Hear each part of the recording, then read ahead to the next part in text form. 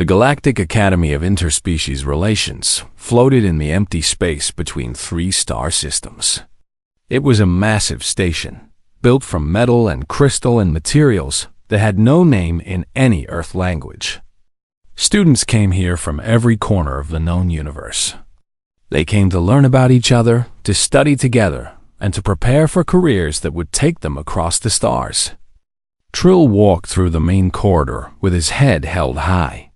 He was a Valoran, a species known for their tall, thin bodies and pale blue skin.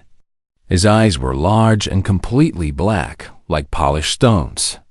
But the most important thing about Valorans was their gift. They could move objects with their minds. Telekinesis, the humans called it. Trill was especially talented. He had won every combat simulation in Professor Keth's class for 3 cycles. Nobody could beat him. His friends walked beside him. Chitter was an insectoid from a hive world, with 4 arms and compound eyes that saw in every direction at once. Bloom was an aquatic being who wore a special suit filled with water so she could breathe outside her home ocean. They were talking about the news that had spread through the academy that morning. "A human is coming," Chitter said, all 4 of his hands clicking nervously. "A real human. From Earth." "I heard Earth is a Class 12 death world," Bloom added, her voice bubbling through her suit's speaker. "The gravity alone would crush most of us. And the predators. And the weather. How does anything survive there?" Trill made a dismissive sound. "Stories," he said. "Every species has legends about dangerous worlds. Humans are probably just like everyone else." But even as he said it, he felt a small chill. He had heard the stories too. Everyone had. Humans were supposed to be relentless. They could survive injuries that would kill any other species. They hunted not by being fast or strong, but by following their prey until it collapsed from exhaustion. They poured poison into their own bodies for fun and called it coffee or alcohol. They kept wolves as pets. They cut into their own flesh to remove damaged organs and replace them. Surely these were exaggerations. The 3 friends entered the combat theory classroom and took their usual seats near the front. Professor Keth was already there, standing perfectly still at the center of the room. Keth was ancient, a being made entirely of living crystal. Light passed through his body and came out in rainbow patterns on the walls. He had been teaching at the academy for 3,000 cycles. Nothing surprised him anymore. "Students," Keth said, his voice like wind chimes in a storm, "we have a new addition to our class today. Please welcome our transfer student from Earth." The door opened and Emily Parker walked in. Trill stared. This was a human? This was the terrifying Deathworlder that everyone feared. She was small. At least she seemed small compared to what he had imagined. She had dark hair that fell to her shoulders and brown eyes that moved quickly around the room, taking in everything and everyone. She wore the standard academy uniform, gray and simple. Her skin was a light brown color, smooth and without scales or plates or any natural armor. She looked soft, fragile, even. "Hello," Emily said quietly. "Thank you for having me." She took an empty seat near the back of the room, keeping her head down. She did not make eye contact with anyone. She seemed almost shy. Chitter leaned close to Trill. "That is a Deathworlder? She looks like she would break if you touched her." Trill nodded slowly. Something was strange about this. All the stories he had heard painted humans as monsters, as unstoppable forces of nature. But this girl looked like the gentlest creature in the room. The class continued. Professor Keth lectured about tactical theory, about how different species use their unique abilities in combat situations. Trill already knew most of it. He had been the top student for so long that the lessons had become boring. He spent most of the time watching the human girl. Emily took careful notes. She asked no questions. When Keth called on her once, she answered correctly but briefly, then returned to her quiet observation. Some of the other students whispered about her, but she either did not notice or did not care. After class, Trill made his decision. He approached Emily as she was packing her things. She looked up at him with those strange brown eyes, and for just a moment, he felt something. It was not fear, exactly. It was more like the feeling he got when standing at the edge of a high place, looking down into darkness. But he pushed the feeling aside. "You are the human," he said. It was not a question. "I am," Emily replied. "And you are, Trill. I have heard you are the best in this class." "I am," Trill said, matching her simple tone. "I have won every combat simulation for 3 cycles. No one has even come close to defeating me." Emily nodded. "That is impressive." "I want to challenge you," Trill said, louder now so that other students could hear. "A duel, 1-on-1, in the simulation chamber. I want to see if the stories about humans are true." The room went silent. Students from several species stopped what they were doing to watch. Emily looked at Trill for a long moment. Her face showed no anger, no excitement, no fear. It showed nothing at all. "Why?" she asked. The question caught Trill off guard. "What do you mean, why?" "For honor. For glory. To prove who is stronger." "I did not come here to fight," Emily said quietly. "I came here to learn. To show that humans can be peaceful." Trill felt a flash of frustration. "Are you afraid?" "No," Emily said, and something in her voice made him believe her completely. "I am not afraid. I just do not see the point." "The point is that everyone thinks humans are so dangerous," Trill said. "I think it is all exaggeration. Stories to scare children. I think you are no different from anyone else. Prove me wrong." Emily was quiet for a long time. The other students watched, barely breathing. Finally, she sighed. It was a small sound, tired and sad. "Okay," she said. "I accept your challenge." Trill smiled, showing teeth that were too white and too even. "Tomorrow, after the evening meal, in the main simulation chamber." "Tomorrow," Emily agreed. She picked up her bag and walked out of the room without another word. Trill watched her go, feeling confident. She had hesitated. She had tried to avoid the fight. That meant she was scared, whatever she claimed. Tomorrow, he would show the entire academy that humans were nothing special. He had no idea how wrong he was.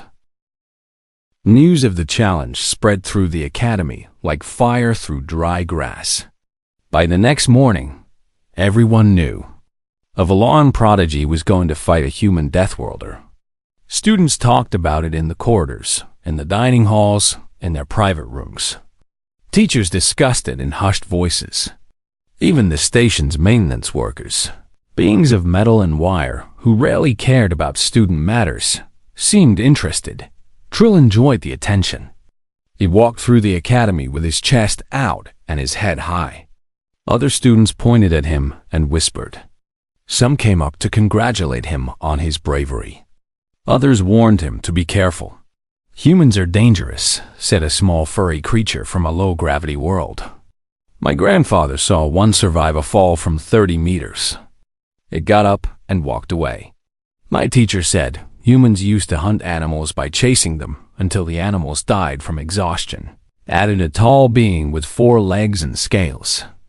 "They would follow for days without stopping. I heard they eat the flesh of other creatures," someone else said, shuddering.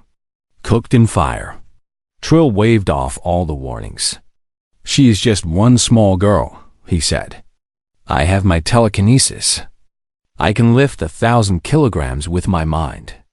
"What can she do?" Nobody had a good answer. Meanwhile, Emily spent the day alone. She attended her classes, took her notes, and spoke to no one. During the midday meal, she sat by herself at a corner table, eating strange human food that she had brought from her quarters. Some students watched her from a distance. curious but too afraid to approach. She did not look like a monster. She looked like a lonely young woman far from home. That evening, Emily returned to her small room and sat on her bed. She pulled out a communication device and called home. The signal took several minutes to reach Earth and several more minutes for the response to come back. But she waited patiently. Her brother's face appeared on the screen. Jake was younger than her by 4 years, still a teenager with messy hair and a quick smile. He was sitting in their family kitchen, and Emily could see the familiar walls behind him, covered with old photographs. Jake said happily. "How is space? Have you met any cool aliens yet?" "Many," Emily said, smiling despite herself. "They're all very different. Some are nice. Some are scared of me." "Scared of you?" Jake laughed. "You are the least scary person I know. Remember when you cried because you stepped on a bug?" "I felt bad for it," Emily said defensively. "It did not do anything wrong." Jake noticed something in her expression. His smile faded a little. "What is wrong?" "Something happened." Emily told him about the challenge. About the Valoran named Trill who wanted to fight her. About how she had tried to refuse but ended up accepting anyway. "He thinks humans are weak," Emily explained. "He thinks all the stories about us are exaggerated. He wants to prove it in front of everyone." Jake was quiet for a moment. Then he grinned. "So prove him wrong." "I did not come here to fight," Emily said. "I came here to show that humans can be more than what the galaxy thinks we are. That we can be peaceful. That we can be friends." "You can be all those things," Jake said. "But you also do not have to let some guy push you around and embarrass you. Just be yourself, that is scary enough." Emily shook her head. "What does that even mean?" "It means you are a human," Jake said simply. "You grew up on Earth. You learned to ride a bike and fell down 100 times before you got it right. You played soccer and broke your ankle and still finished the game. You stayed awake for 3 days straight to study for your final exams. You are stronger than you think. Not because you are violent, but because you never give up." Emily looked at her brother's face on the screen. He was young, but sometimes he understood things better than anyone else. "I do not want to hurt him," she said quietly. "Then do not hurt him," Jake replied. "Just show him what you are, what we are. And then, when it is over, offer to be his friend anyway. That is the most human thing you can do." The call ended a few minutes later. Emily sat alone in her room, thinking about what Jake had said. Outside her window, stars burned in the endless darkness of space. She had traveled so far from home, farther than any member of her family had ever gone. She had come to build bridges, to make connections, to show the galaxy that humans were not just weapons. But maybe Jake was right. Maybe the first step was showing them that humans could be weapons, and then choosing not to be. She stood up and stretched. Her body was tense, ready. Millions of years of evolution had built humans to survive, to adapt, to overcome. She had never asked for those abilities. But she had them. Tonight, she would use them. The main simulation chamber was packed when Emily arrived. Students filled every seat, and more stood along the walls. Beings of every shape and size had come to watch. Some wanted to see the Valoran win. Others secretly hoped the human would do something incredible. All of them wanted to see what a Deathworlder could really do. Trill was already there, standing in the center of the chamber with his arms crossed. He looked confident, almost bored. His friends Chitter and Bloom sat in the front row, cheering for him. Professor Keth floated near the control panel, his crystal body casting rainbow shadows across the room. He would serve as the judge. "The rules are simple," Keth announced, his voice carrying easily through the space. "This is a standard combat simulation. The environment will be holographic, but the system will track all damage and impacts. Victory is achieved by eliminating your opponent or forcing a surrender. Lethal force settings are disabled. You cannot truly die here, but you will feel pain.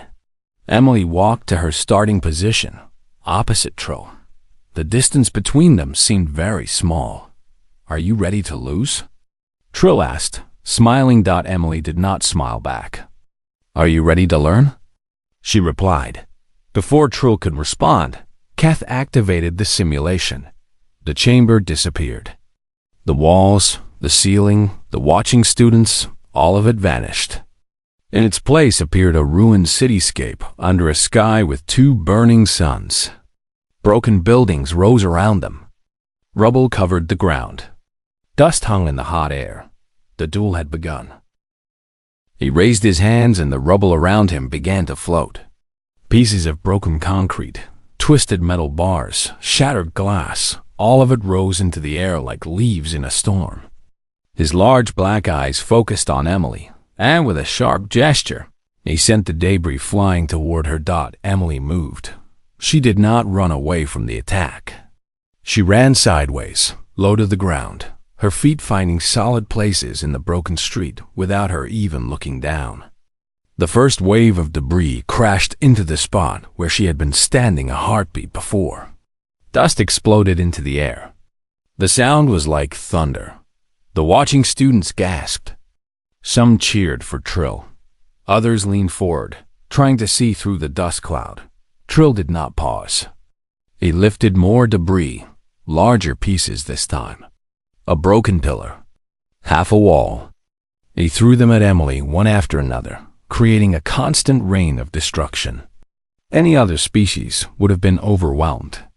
The attacks came too fast, from too many directions, with too much power. But Emily was not any other species. She was human. Her body moved in ways that seemed impossible. She ducked under a flying beam of metal. She jumped over a rolling chunk of concrete. She spun around a shower of broken glass without getting a single cut.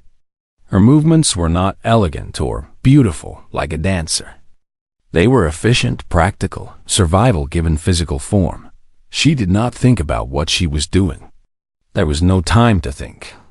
Her ancestors had survived on a world where thinking too long meant death. Her muscles remembered what her mind did not need to know. Duck, jump, roll, move, always move. Trill felt the first touch of confusion. Why was she not falling? He had hit her starting position with enough force to crush a vehicle. He had filled the air with deadly projectiles. Any Valoran would have been knocked down by now. Any of the other students would have surrendered. The human just kept coming. Emily ran toward a half-collapsed building and leaped through a broken window. For a moment, she disappeared from Trill's sight. He responded by lifting the entire wall and tearing it away, exposing her position. She was already gone. She had moved through the building and out the other side in the time it took him to remove one wall. "She is fast," Chitter whispered from the audience, his compound eyes tracking her movement. "Faster than I expected." "It is not speed," Professor Keth said, his crystalline voice thoughtful. "It is something else. Watch how she moves. She's not trying to be fast. She is simply not stopping to consider her options. Every movement flows into the next without pause." Bloom made a bubbling sound of confusion. "How is that possible? Does she not need to think?" "Humans evolved on a world where hesitation meant death," Keth explained. "Their nervous systems are designed to act first and analyze later. What we are seeing is millions of years of survival instinct, compressed into a single young woman." In the simulation, Emily had reached the cover of another ruined building. She pressed her back against a crumbling wall and took a breath. Her heart was pounding, but she was not afraid. The familiar rush of adrenaline filled her veins, sharpening her senses, making everything clearer. This feeling was older than language, older than civilization. It was the gift that Earth had given to all its children, the ability to face danger and transform fear into focus. Trill floated toward her position, lifting debris as he moved. He was getting frustrated now. This was supposed to be easy. This was supposed to be a quick victory that would make him a legend throughout the academy. "You cannot hide forever," he called out. "Come out and face me." Emily did not answer with words. She answered with action. She burst from cover, running directly toward him. Trill's eyes went wide with surprise. No one had ever charged at him before. Every opponent he had faced tried to keep their distance, tried to avoid his telekinetic reach. This human was doing the opposite. He threw everything he had at her. A massive piece of broken machinery flew through the air. It was the size of a small vehicle, spinning with enough force to kill. Emily did not dodge. She could not dodge. There was no time. Instead, she jumped. She used a smaller piece of debris as a stepping stone, launching herself up and over the massive projectile. It passed beneath her, close enough that she felt the wind of its passage. She landed in a roll and kept running, even closer to Trill now. The crowd went completely silent. Trill felt something he had never felt before in a combat simulation. He felt afraid. He lifted everything around him. Every piece of rubble, every broken stone, every shard of metal. The air itself seemed to vibrate with the force of his telekinesis. He created a spinning wall of destruction between himself and the approaching human. "Stay back," he shouted. Emily hit the barrier and disappeared into it. The watching students screamed. Surely that was the end. No one could survive that. Not even a Deathworlder. But then they saw her emerge from the other side. She was bleeding. The simulation registered cuts on her arms, bruises on her body, a gash on her forehead that sent red running down her face. The damage indicators showed that she had taken significant injury. By any reasonable standard, she should be incapacitated. She was still moving. She was still running. She was still coming. Trill stumbled backward, his concentration breaking. Some of the floating debris fell to the ground. He could not understand what he was seeing. How was she still standing? How was she still fighting? The damage she had taken would have knocked out any other species in the academy. Emily's brown eyes found his across the battlefield. There was no hatred in them, no bloodlust, no rage. There was only determination. Pure and simple and absolutely terrifying. "What are you?" Trill whispered. Emily did not answer. She just kept coming, closing the distance between them step by step, heartbeat by heartbeat. The outcome was becoming clear to everyone watching. The human was not trying to win. The human was trying to teach him something. The medical monitors on the observation deck were going crazy. Students from medical species gathered around the displays, their various appendages pointing at the readings with growing disbelief. The screens showed Emily's vital signs in real time, translated from human measurements into galactic standard units. "Her heart rate is at 180 beats per minute," said one student, a being covered in soft white fur. "That would kill most species outright." "Look at her chemical levels," added another, a tall creature with 6 eyes. "Her body is flooding itself with hormones, adrenaline, endorphins. Her pain receptors are being blocked by her own biology. Is she drugging herself?" asked a third student. "No," Professor Keth said, floating closer to watch the display. "This is what humans call the fight or flight response. When threatened, their bodies automatically prepare for extreme physical activity. They become faster, stronger, and far more resistant to pain. It is not something they choose. It is something they are." In the simulation, Emily was still advancing. Her body was covered in wounds now. The simulation registered damage to her arms, her legs, her torso. Blood, whether real or simulated, it did not matter, ran down her skin. Any other student would have collapsed long ago. The pain alone should have been enough to stop her.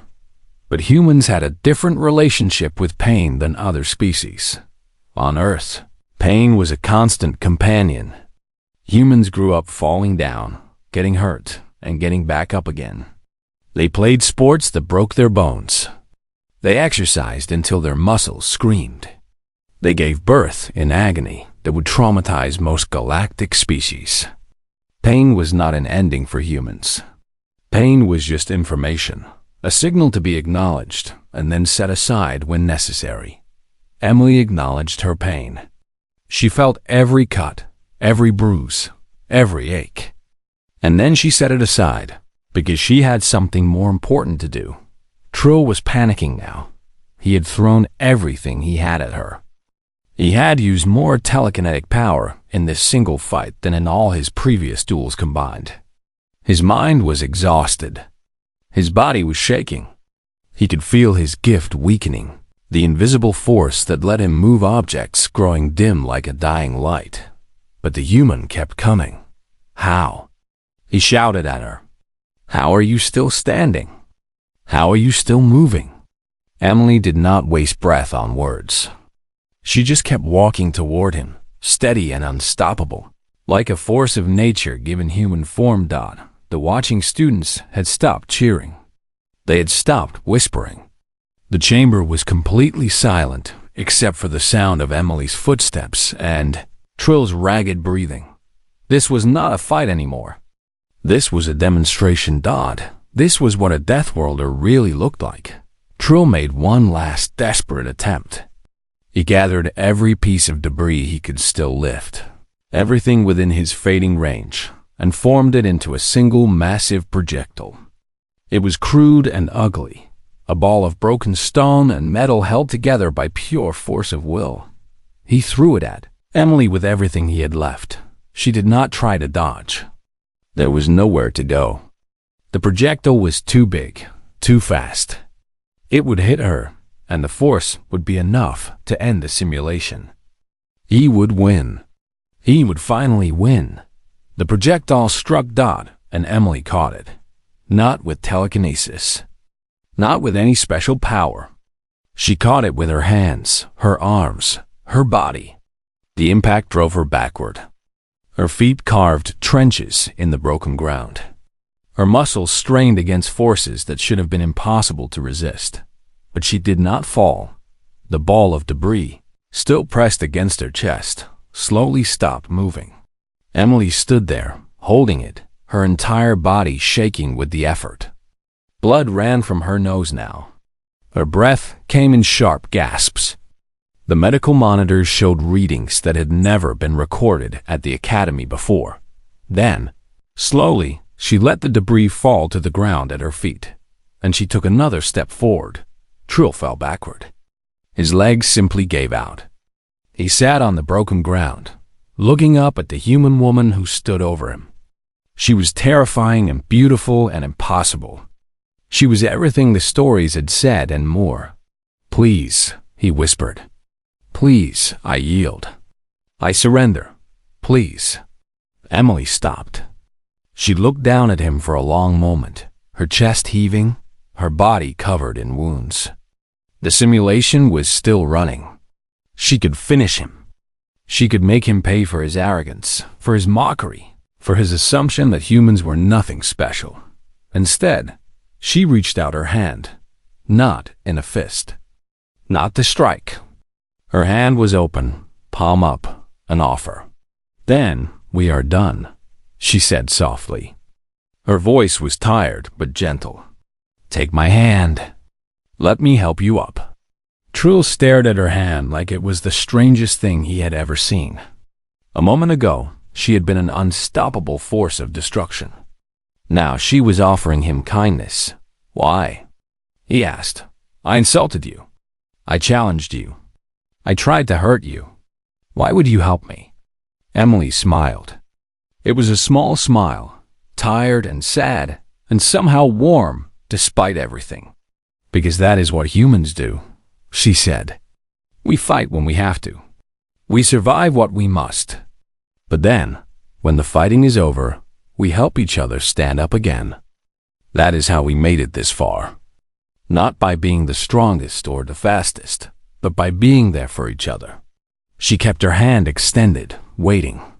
The simulation chamber was completely silent.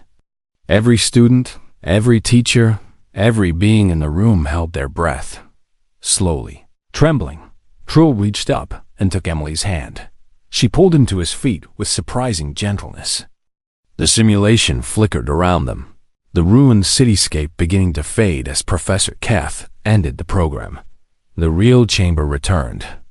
The walls, the ceiling, the rows of watching students, all of it came back into focus. No one moved. No one spoke. They had come to see a fight. They had seen something else entirely. They had seen a human. Emily spent the first day in the medical wing, where the Academy's doctors treated her simulated wounds. They were not real injuries, not exactly, but the simulation had been realistic enough that her body still felt the pain. The doctors, beings of various species who had studied healing for hundreds of years, examined her with wonder and fear in equal measure. "Your biology is remarkable," said the head doctor, a creature made of flowing silver liquid who took different shapes as she spoke. "Your body has already begun healing itself. The bruises are fading. The cuts are closing. Your species regenerates damage at an incredible rate." "We have to," Emily said, lying on the medical bed. "On Earth, if you could not heal quickly, you did not survive." "What a terrifying world," the doctor said softly. "It is also beautiful," Emily replied. "We have oceans and mountains and forests.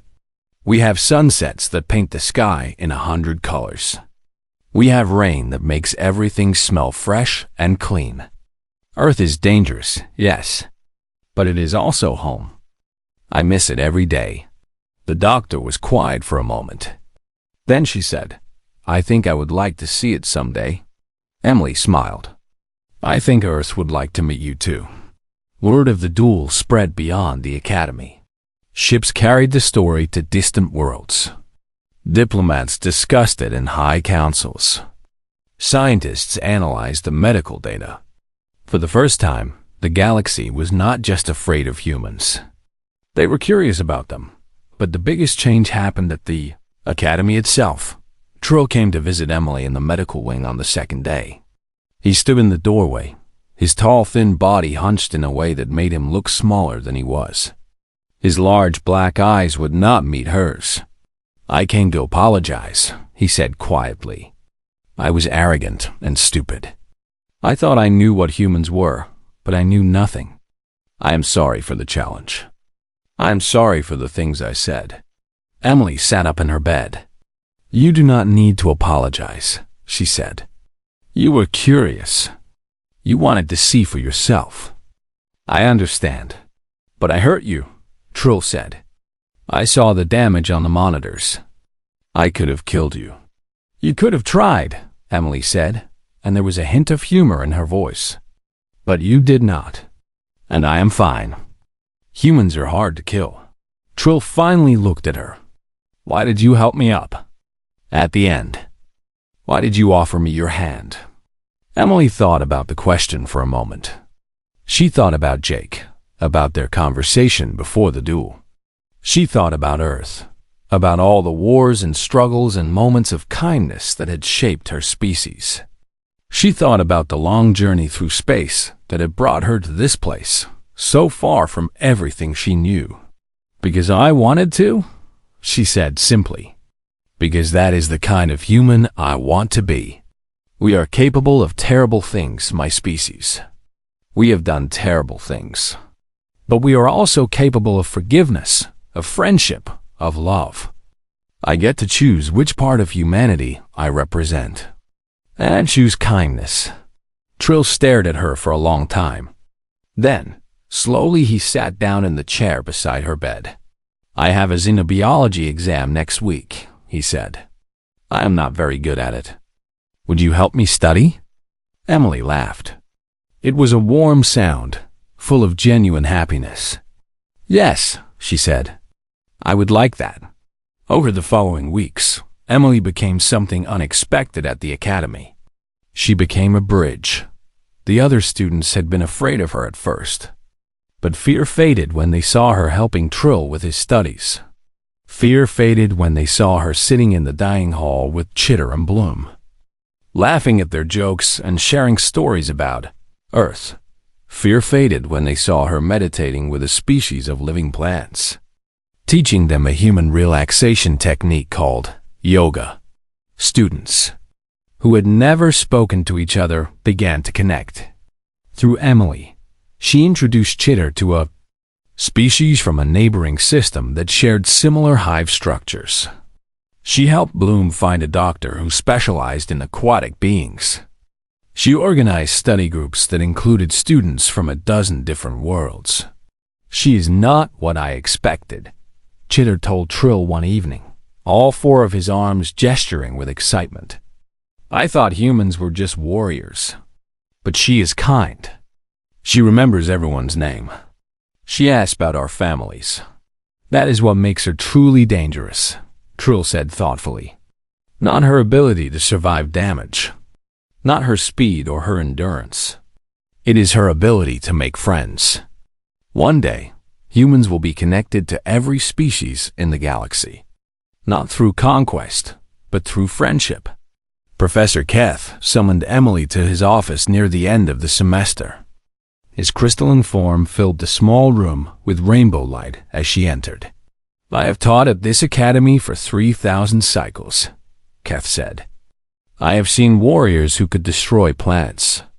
I have seen scientists who could reshape reality. I have seen leaders who commanded billions. But I have never seen anyone quite like you." Emily shifted uncomfortably. "I am not special," she said. "I am just a student." "You are wrong," Keth said. "You are very special. Not because of what you can do, but because of what you choose to do. Your species evolved to be survivors. You could have used that against the galaxy. You could have been conquerors. Instead, you came here alone, a single young woman, to learn and to teach. That choice is what makes you special." Emily did not know what to say. She had never thought of herself as anything extraordinary. She was just Emily, a girl from Earth who wanted to explore the stars. "The galaxy has feared humanity for a long time," Keth continued. "After your duel with Trill, many still do. But some are beginning to see something else. They are beginning to see hope." "Hope for what?" Emily asked. "Hope that the galaxy does not have to be defined by fear and conflict," Keth said. "Hope that different species can understand each other. Hope that we can be better than we have been. You showed them that a being designed for violence can choose peace. That is the most powerful message anyone has ever delivered at this academy." The semester ended. Emily stood at the great window of the academy's observation deck, looking out at the stars. Somewhere out there, far beyond the edge of visible space, was a small blue planet orbiting an ordinary yellow sun. Home. Trill came to stand beside her. Behind him, Chitter and Bloom and a dozen other students from species across the galaxy gathered, talking and laughing together. "What are you thinking about?" Trill asked. "I am thinking about my brother," Emily said. "He told me to be myself. He said that was scary enough." She smiled. "I think he was right.